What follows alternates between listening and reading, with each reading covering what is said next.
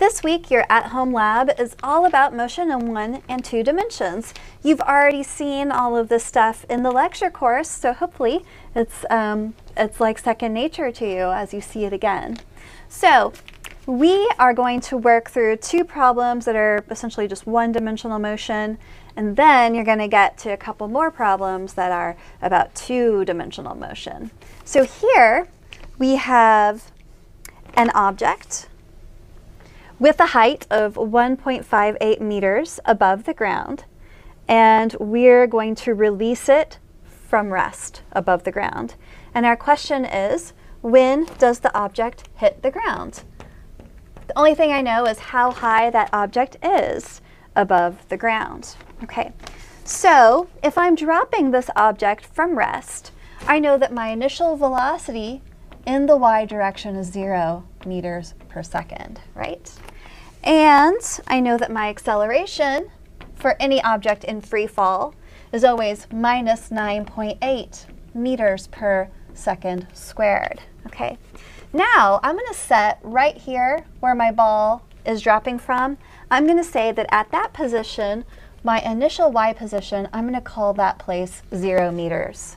Okay, and then when my object falls and hits the ground, I'm going to call y final minus 1.58 meters. So t, how long does it take our object to fall toward the ground? We're going to use our one of our equations from our equation sheet. You're going to find an equation that has everything in there that we already know that we've listed here, except for time, which we need to solve for. So let's use this equation. Y is equal to 1/2 acceleration in the y direction times time squared plus the initial velocity in the y direction times time plus our initial y position. Now we said our initial y position was 0.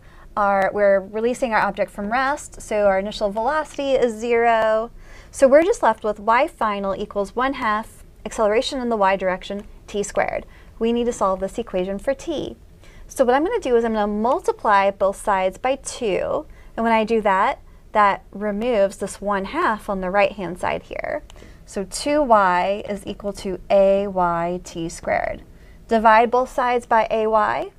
So then we have that 2y over acceleration in the y direction equals t squared. You take the square root of both sides to get rid of that squared.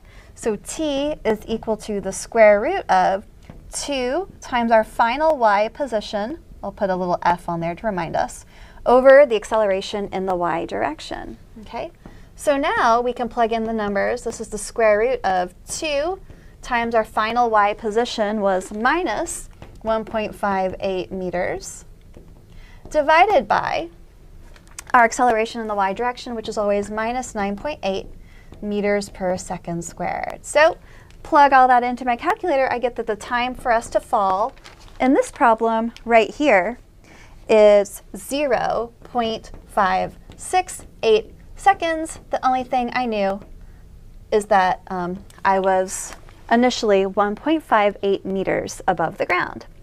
So that was the first problem for your pre-lab. The second problem, we have 2 objects are dropped at the same time from heights of 0.37 meters and heights of 0.87 meters. How long after the first one hits the ground does the second one hit the ground? So we know that the one that's released closer to the ground is going to hit the ground faster, sooner. So we're going to call this t1, the time it takes this object to fall to the ground. And then the time it takes the object that's released from the higher distance above the ground, we're going to call the time it takes that object to fall t2.